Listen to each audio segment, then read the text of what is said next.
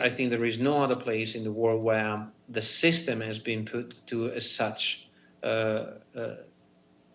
level of challenges and stretch.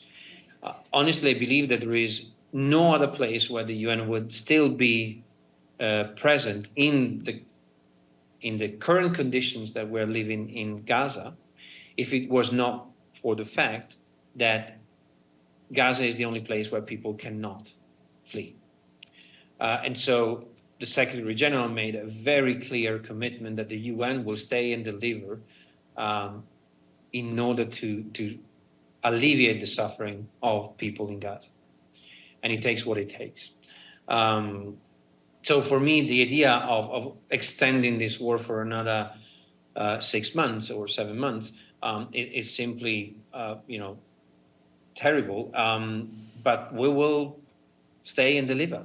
We will keep on trying and doing our job day in, day out to the end of our ability. And the concern for me is how people will cope with this, because I cannot, what we've witnessed in the last 2 weeks is the growing tension within communities. The law of the strongest that I was describing earlier is accompanied with increasing family disputes, increasing fighting between Palestinians, families, and violence, and not only across families, but at times within families. And I wonder where is the breaking point where it will become completely impossible for us to operate properly and within all these challenges. So it is really a question that the international community should ask itself: where is the limit acceptable in this situation?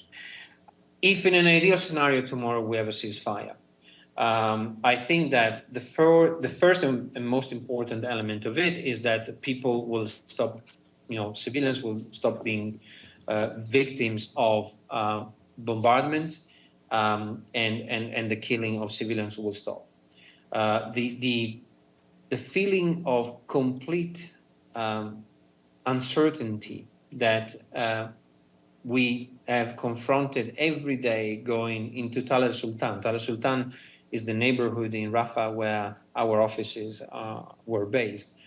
Every day we were going there, people were asking us, are you coming back tomorrow?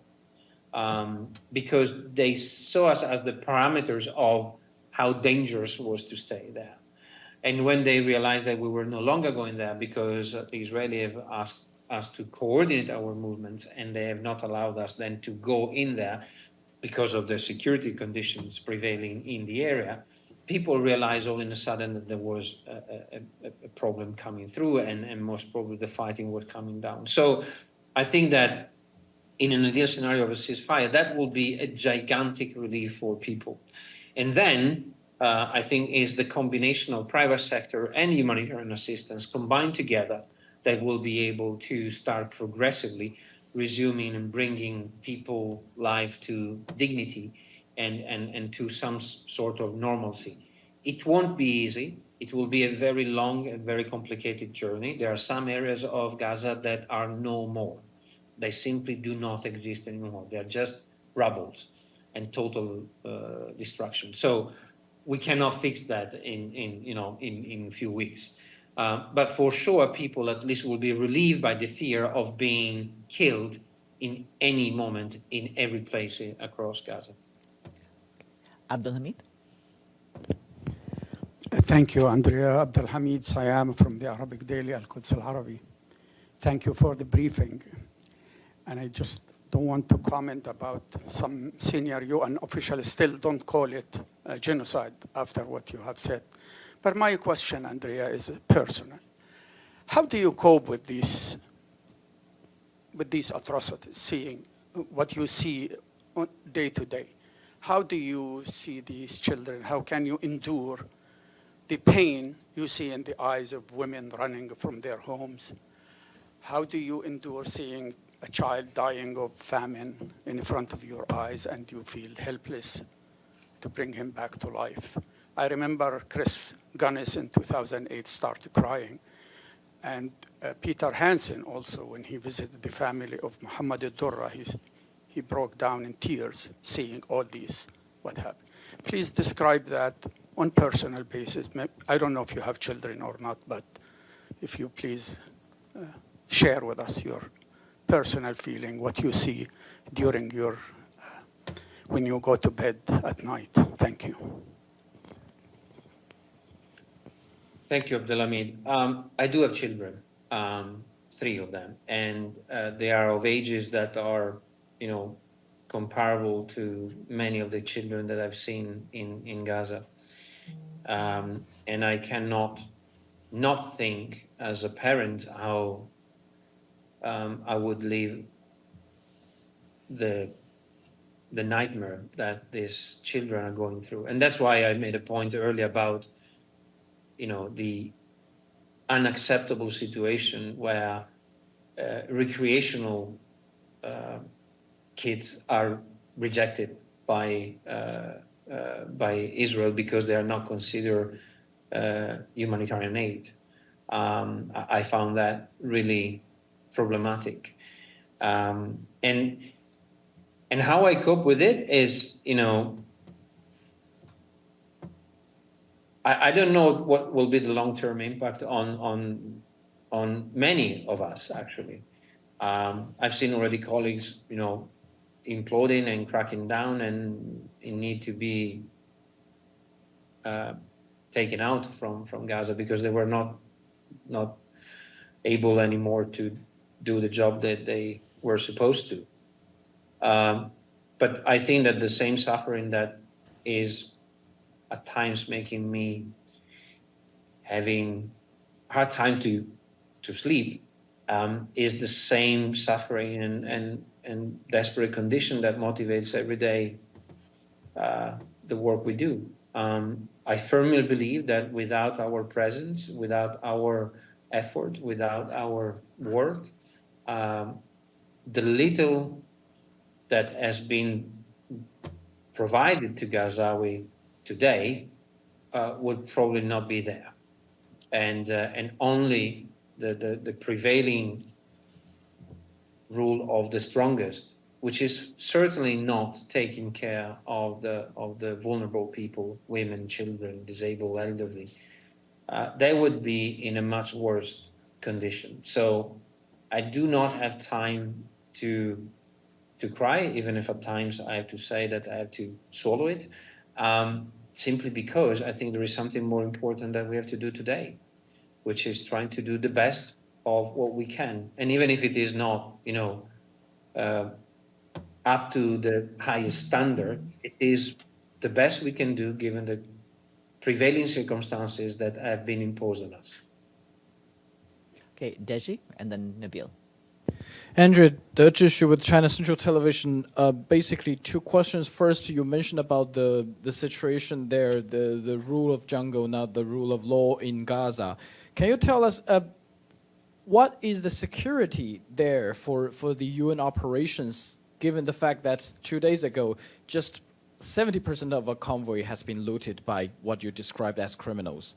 And second, my colleague Gabriel asked you the question on the possible ceasefire, but my question here is, given the fact you describe all the situation, how much time do you think the ceasefire could make a difference? 6 weeks? Can 6 weeks really make a difference?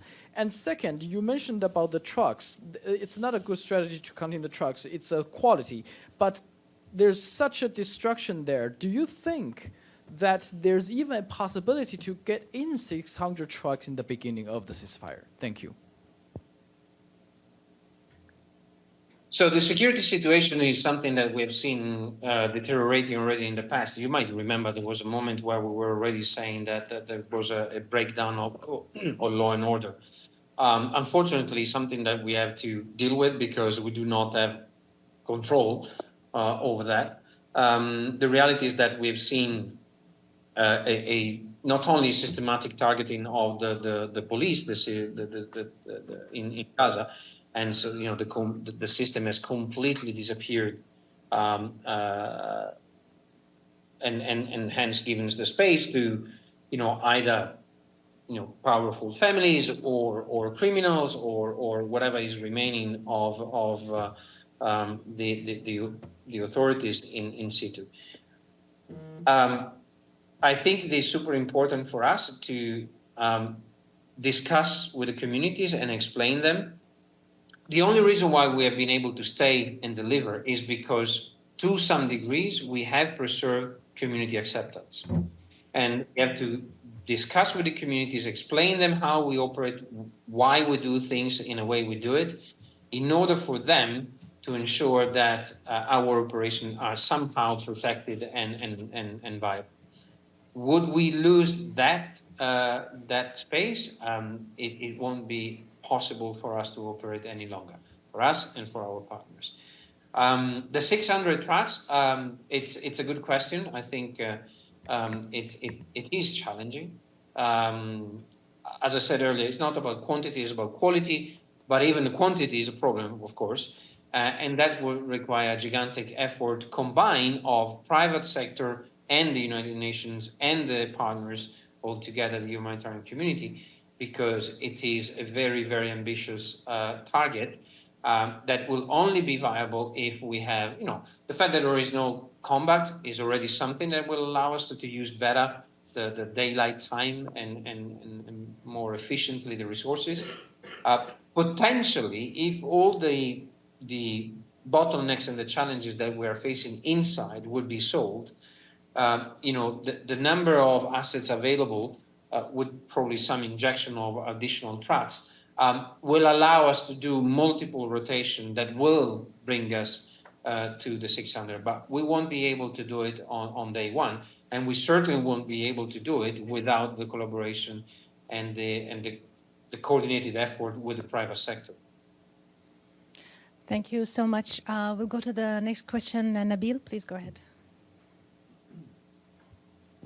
Hi, Nabil Abisab, Al Arabi TV station. So since Friday, since the announcement on the ceasefire deal came out, until now, have you seen any changes on the ground, or do you see any indication that a ceasefire is coming anytime soon? This is my first question. And second, do you know if people can leave Gaza now? Can people leave Gaza now? Do you have any information about some people who have maybe left the Strip? And do you know where would they be going? To what countries? Is it neighboring countries or other countries? And my third question is about the Cyprus corridor. I think it's a maritime corridor. Is it still functioning at all? Thank you. So I did not see any sign of an impact of the ceasefire or anything that has been related to me by colleagues on the ground. I also have to say that this, at the moment, is a very high-level strategic and senior political level, so maybe it's not yet trickling down. Of course, we are always wishful and in favor of a ceasefire. We've been asking the ceasefire since the first day of war, and I think that is, I wish for all that the ceasefire will indeed stop the noise of the bombs that have shaken up our nights every day when I was there and when I'm not there too. Since the closure of Rafah, to my knowledge, no Palestinians have left Gaza. This is one of the very nefarious effects that we have seen with the closure of Rafah, because we don't have to forget that despite relatively limited, Rafah was the only exit point for not only the few civilians that have managed to leave Gaza, but also for all the medical referrals that were, and the only medical referrals that were possible to evacuate from Gaza. Since then, since the 7th of May, there's been not any single movement through Rafah, hence there's not been a single movement of Palestinians outside of the Strait. The maritime corridor, as you have followed on the news, there has been bad weather that have damaged the pier. To my knowledge, it was supposed to be repaired by today. I still have not had the report from the teams on the ground that it has been repaired. But we have always said that the maritime corridor is welcome as an additionality to the existing land route that are irreplaceable. The volumes that we were able to handle at the peak of the particularly Kerem Shalom, Kerem Abu Salem convoy corridor will never be reached through the maritime corridor. The maritime corridor, to my understanding, has brought in up to a maximum 30 trucks. It was still on the initial stages of the operations. Maybe could go beyond that. I hope so. But as we said repeatedly, it cannot substitute access to route. So Zakim, Eretz, 96, or Kerem Shalom are all options that should be pursued and should be maintained as the backbone of the entry of goods and humanitarian aid into Gaza. Thank you. Stefano, you have a question? Thank you. Andrea, this is Stefano Vaccara, La Voce New York, Ital Press. You have been working in humanitarian programs for, I would say, about 25 years. And when you entered the career at the UN, did you expect, somebody that come from humanitarian work then, and that worked for the UN, did you expect that there was going to be a situation where you thought that the UN could actually, make a difference, help people, but it couldn't? I just want to end my question with this. Last week, Filippo Grandi at the Security Council had the very harsh words for the Security Council. He said, your cacophony is creating chaos. Basically, he had I never heard him speaking like this. So what would it be, if you had the possibility to be in front of the Security Council in this moment, what you will say? And do you have any advice for young humanitarians that would like to want to work for the UN? What will be your advice now? Thank you, Stefano. I joined the UN, of course, because I believe on the values that it represents, and I thought, and I still believe, that the UN can make the difference when it is allowed to operate in its full ability and with the necessary enabling environment around us that allow us to do the job that we are able to do when we are not victims of constraints imposed on us. I think that one of the concerning, unintended probably, but surely concerning side effect of this war has been that, the UN are guided by the rules that member states have agreed upon, and they have to promote and protect. So it is a responsibility of all the member states to make sure that we are allowed and empowered to deliver our mandate in each part and sector of what the UN is about.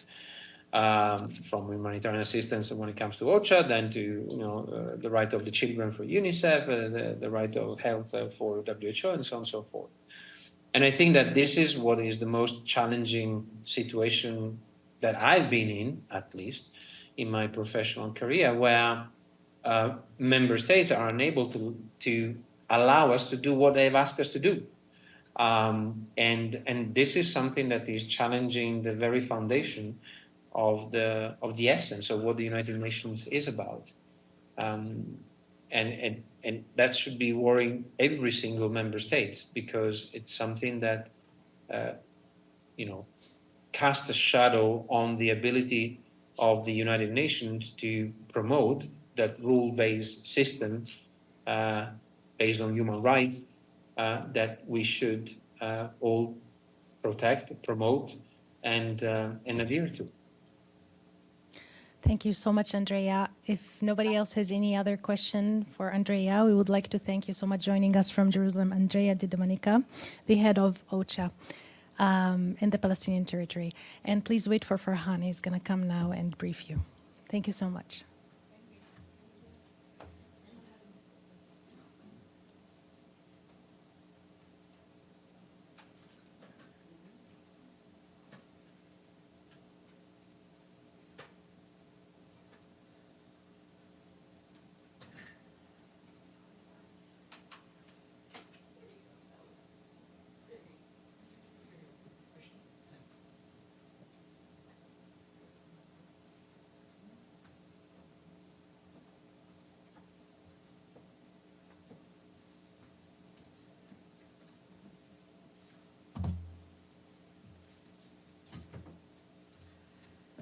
Thanks, James.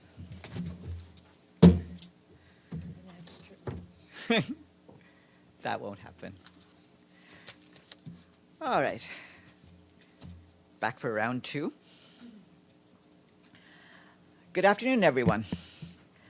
At 1 p.m., there's going to be a briefing here by Ambassador Junko Kwang, the permanent representative of the Republic of Korea, who, as you know, is the president of the Security Council for the month of June. He will brief on the program of work for this month. The briefing by the President of the Council will be in person only. There will not be a Zoom connection for that, so if you want to speak to Ambassador Wang, you will need to be here in the room. And tomorrow, our guest will be the Undersecretary General for Humanitarian Affairs and Emergency Relief Coordinator, Martin Griffiths. We expect it to be his final press conference here in this room, so be there for that as well. Secretary General Antonio Guterres will be traveling to Washington, D.C. today. Tonight, the Secretary General will attend the annual Kuwait America Foundation Gala Dinner for the UN Refugee Agency, UNHCR. The UN High Commissioner for Refugees, Filippo Grandi, will also attend the event. On Tuesday, the Secretary General will meet with the U.S. Secretary of State, Anthony Blinken, to discuss several issues of mutual interest. Earlier this morning, the Secretary General met with representatives of the Hostages and Missing Persons Forum from Israel. The Secretary General listened to the testimonies of the families. He expressed his solidarity with the families and reiterated his call for the immediate and unconditional release of all the hostages. On Gaza, you just heard from Andrea De Domenico, the director of OCHA's office in the Occupied Palestinian Territory. But I can add that the World Health Organization says that the last functional hospital in Rafah, Al-Hilal El-Amarati, is now out of service as of the 30th of May. This means there are almost no health services available in Rafah City. Only one field hospital there remains partially functional, but is currently inaccessible due to hostilities in the vicinity and can only provide basic services to patients inside. WHO says that hospitals in Rafah urgently need to be restored. However, without safe access, a sustained flow of supplies into and across Gaza, and reliable conditions for delivering those supplies to the facilities that need them, the agency's ability to effectively support the health system in Gaza is severely challenged. The UN Relief and Works Agency, UNRWA, says that all 36 of its shelters in Rafah are now empty, with now some 1.7 million people estimated to be displaced in Khan Yunis and the middle area. In Khan Yunis, thousands of families are sheltering in damaged and destroyed facilities. As others continue to seek safety in Deir al-Bala, UNRWA warns that space for displaced families is running out. People there are sheltering on extremely overcrowded land with limited supplies and critical services. Janine Hennis-Plasschaert has arrived in the Lebanese capital, Beirut, in her new capacity as the UN Special Coordinator for Lebanon. She has already met with the caretaker Foreign Minister Abdallah Bouhabib to mark the beginning of her first round of consultations with Lebanese officials. In a statement, Ms. Hennis-Plasschaert said that she touched upon some of the key issues and priorities that she will be following closely. Topics discussed include Lebanon's protracted political deadlock. She added that while Lebanon faces challenges on many levels, developments across the Blue Line are of particular concern. The Office of the UN Special Representative for Children and Armed Conflict tells us that they have signed a new action plan today with the opposition Syrian National Army, which includes Ahrar al-Sham, the Army of Islam, and their aligned legions and factions. Through this action plan, they've committed to ending and preventing the recruitment and use of children, as well as the killing and maiming of boys and girls. As such, they have committed to issuing command orders to end these violations, to identify and release children currently within their ranks, and to put in place preventative, protective, and disciplinary measures for the recruitment and use and killing and maiming of children. Virginia Gamba, the Special Representative of the Secretary General for Children in Armed Conflict, said that the signing of the action plan is the result of years of engagement between the United Nations and the opposition SNA, including Ahrar al-Sham and Army of Islam. She commended the work of child protection partners on the ground, adding that Syria remains one of the most dire situations on the children and armed conflict agenda. From Ukraine, the UN Office for the Coordination of Humanitarian Affairs says that attacks on Kharkiv in the east of the country continued over the weekend and today. Local authorities report the civilian casualties, including among children, and damage to civilian infrastructure. Since the escalation of the war in 2022, nearly 90 children have been killed and more than 320 injured in the Kharkiv region alone, according to authorities. Turning to the Democratic Republic of the Congo, our peacekeeping colleagues reported heavy firing and clashes over the weekend between the M23 armed group and the Congolese armed forces, south of Kanyabayonga in North Kivu's Rutshuru territory. The fighting triggered displacement of civilians towards Kena, Meriki, and Kirumba, with some reaching Lubero and Butembo. In response, peacekeepers, in coordination with the Congolese armed forces, deployed patrols around Kanyabayonga to assist some of the 150,000 men, women, and children displaced in recent days, providing escorts to safer areas as well as medical care. The mission is maintaining its presence in the area. Similarly, heavy fighting was also reported over the past few days near Sake. The mission is monitoring the situation. In Pakistan, the resident and humanitarian coordinator Muhammad Yahya joined Prime Minister Shehbaz Sharif this weekend in calling for the protection of girls' right to education. This after a recent string of attacks against girls' schools.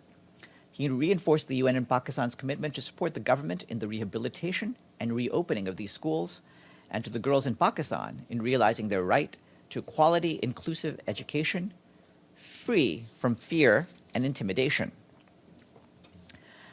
We have an update from the Development Coordination Office. The Secretary General has appointed resident coordinators to Serbia, Uzbekistan, and Barbados, and the Eastern Caribbean, with the approval of the respective host governments. Matilda Mort of Sweden started her new functions over the weekend as the United Nations resident coordinator in Serbia. Sabine Machel of Australia is the UN resident coordinator in Uzbekistan, and Simon Springett of the United States will serve as the UN resident coordinator in Barbados. Their full bios are online. And last, today is World Bicycle Day. It reminds us about the benefits of using the bicycle. It's a simple, affordable, clean, and environmentally fit and sustainable means of transportation. And we have the results of the UN Bike Month Challenge, which took place throughout May. This year, 147 UN staff members and delegates registered to participate. Between them, traveled over